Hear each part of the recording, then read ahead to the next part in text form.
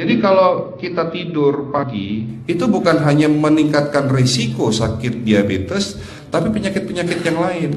Dan satu hal, Rasulullah mengatakan, jika kita tidur setelah sholat subuh akan meningkatkan risiko pikun, Pak. Pikun loh, Bu. Ya, Pak. Gampang pikun. Lah kalau kita sholat subuh menjelang maghrib setelah asar, apa yang terjadi? Islam melarang, kita dilarang oleh Nabi kita tidur menjelang maghrib, betul? Bukan karena nanti ketindihan setan, bukan ya. Secara medis diketahui bahwa orang yang kebiasaan tidur antara asar sampai maghrib itu akan menurunnya daya tahan tubuh. Jadi gampang sakit infeksi, Pak, kalau Bapak tidur menjelang maghrib. Kalau sekali lagi setelah sholat subuh gampang pikun, aliran darah ke otak itu tersumbat, ya, jadi stroke penyakitnya. Tapi kalau tidur setelah asar sebelum maghrib, itu daya tahan tubuh kita akan menurun. Jadi gitu ya jawabannya, Bu. Justru ini yang paling penting, materi terakhir ini 6 langkah praktis. Ya, Bapak bisa lakukan di rumah mulai hari ini. Langkah pertama, mulai hari ini jangan makan malam, Pak.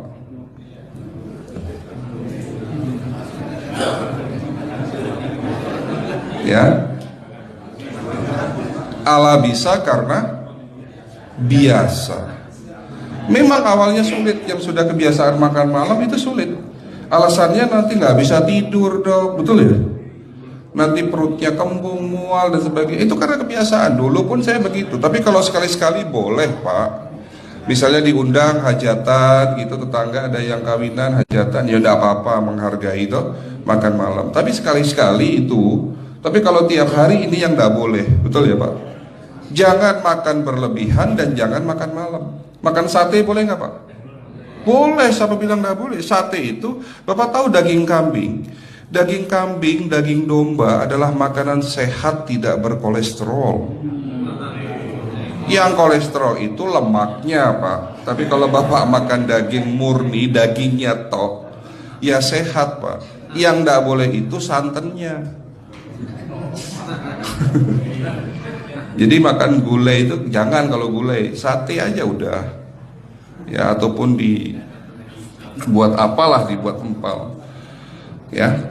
Oke, itu yang pertama. Yang kedua, tolong catat, jangan tidur larut malam, Pak. Batasan tidur jam berapa, Pak? Jam 11 paling telat harus sudah tidur. Kenapa? Apa penjelasan medisnya? Orang yang tidur di atas jam 11 akan terganggu fungsi livernya, Pak. Dimana liver kita ini fungsinya banyak. Ya, ada 500 fungsi liver loh, Pak. Fungsi jantung ada berapa, Pak? Fungsi jantung 1. Fungsi jantung tugasnya untuk mompa darah. Fungsi ginjal ada berapa? 2. Absorpsi dan filtrasi. Fungsi liver 500 fungsi. Jadi organ yang paling berat dalam tubuh kita kerjanya adalah liver. Liver akan rusak manakala kalau kita tidur di atas jam 11 malam. Berarti 500 fungsi liver bisa rusak, Pak. Ini salah satu penyebab diabetes. Bukan hanya kerusakan pankreas, tapi rusaknya liver bisa jadi penyakit diabetes, Pak.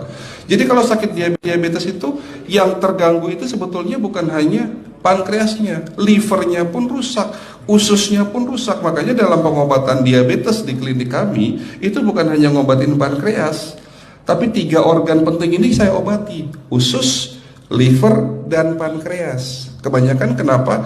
Kalau dalam pengobatan tradisional mereka tahunya diabetes itu hanya pankreas, ya kan? Tapi di sini dalam pengobatan holistik, orang yang kena liver itu 3 organ ini pasti rusak: usus, liver, dan pankreas. Salah satu penyebab dari kerusakan liver akibat kebiasaan tidur larut malam. Jadi salah satu penyebab diabetes pun bisa karena tidur larut malam. Ya, batasan tidur jam berapa? Sekali lagi, jam 11 harus sudah tidur pulas. Jadi jam 10, setengah 11 paling lambat kita harus tidur pulas. Nanti setelah jam 1 boleh bangun. Yang penting jam 11 sampai jam 1 ini harus tidur pulas. Jadi kalau Bapak mau sholat tahajud jam 2 setengah 3 ya monggo. Ya. Oke, itu yang kedua. Yang ketiga, air putih Pak dijaga 2 liter sehari. Bagaimana cara minumnya yang baik? Rasulullah sudah ngajarin kita ada 6 sunnah. Harus duduk, pakai tangan kanan, seteguk demi seteguk, membaca basmalah di saat minum, diakhiri dengan alhamdulillah, kan begitu. Ya, pagi hari minum 1 gelas, bangun tidur sebelum sholat subuh. Setelah sholat subuh boleh teh, tapi juga dibilas dengan 1 gelas air putih. Sebelum mandi nanti Pak, minum air hangat. Kalau Bapak mandinya pakai air dingin boleh, tapi sebelum mandi minum air hangat, biar tubuh kita ini jangan terlalu dingin di saat kita kena air dingin.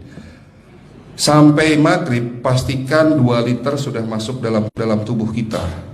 Malam mau tidur, tolong perhatikan Ibu ya, malam mau tidur jangan banyak-banyak minum. Nggak boleh minum malam itu segelas sampai 2 gelas mau tidur, cukup seteguk 2 teguk saja. Karena kalau sampai kita minum mau tidur 1 gelas besar, ginjalnya malah rusak Pak.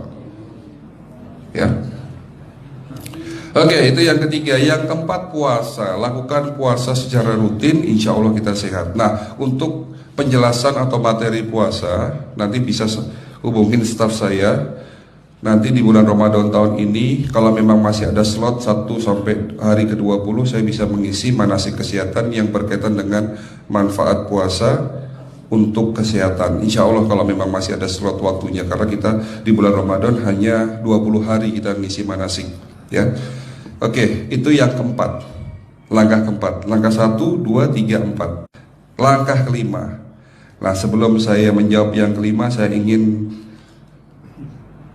membacakan sebuah sabda Rasulullah. Rasulullah bersabda, di dalam tubuhmu ada segumpal daging. Jika segumpal daging itu sakit, akan sakitlah seluruh tubuhmu. Dan jika segumpal daging itu rusak, akan rusaklah seluruh tubuhmu. Apa itu segumpal daging? Segumpal daging itu adalah hati. Tapi ternyata yang dimaksud Rasulullah itu bukan liver Pak. Yang dimaksud Rasulullah adalah hati kita, roh kita, jiwa kita, perasaan kita. Kalau hati kita rusak, kita banyak penyakit hati, iri, dengki, sombong, takabur dan sebagainya. Penyakit fisik akan muncul dalam tubuh kita. Ya, tidak ada orang stres itu sehat, betul enggak Pak?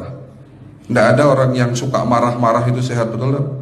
Bahkan Rasulullah menganjur senyum adalah ibadah. Senangkan orang lain, permudah urusan orang lain, insya Allah kita sehat. Ya, jadi itu langkah ke-5. Langkah 1 sampai langkah ke-5 sifatnya individual. Bapak bisa lakukan sendiri di rumah.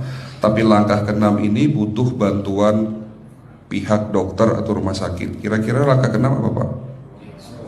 Lakukan pemeriksaan sebelum sakit. Jadi periksa itu jangan nunggu sakit baru periksa. Jangan seperti kayak Bu Ustazah tadi, diajak periksa, jawabannya takut ketahuan penyakitnya. Setelah stroke baru datang ke klinik untuk minta diperiksa. Kalau sudah stroke susah nggak nyembuhinnya Pak? Kata kayak beliau nih, sudah 2 tahun tidak sembuh-sembuh karena sudah terlanjur stroke. Tapi kalau beliau melakukan general check up, mohon maaf ya Pak, kalau beliau melakukan general check up rutin, insya Allah tidak akan kena stroke, karena sebelum stroke sudah diobati dulu. Karena stroke ini bisa kita lihat dalam scanning dengan alat yang saya punya, insya Allah kelihatan ini. Oh, ini sudah mulai ada tanda-tanda mau penyumbatan, buru-buru diobati. Memang takut Pak, tapi pesan saya jangan takut. Ya, lakukan pemeriksaan supaya kita tahu, supaya kita kenal. Gitu ya Pak. Jadi kira-kira di jemaah ini ada enggak yang mau saya ajak periksa kita semua? Pesan terakhir dari saya, lakukan pemeriksaan sebelum terlambat. Ini pesan saya dan pesan seluruh dokter di dunia sebetulnya. Lakukan pemeriksaan sebelum terlambat. Ya, karena dengan kita melakukan pemeriksaan kita akan kenal tubuh kita. Kalau sudah kenal kita akan sayang sama tubuh kita. Betul Pak?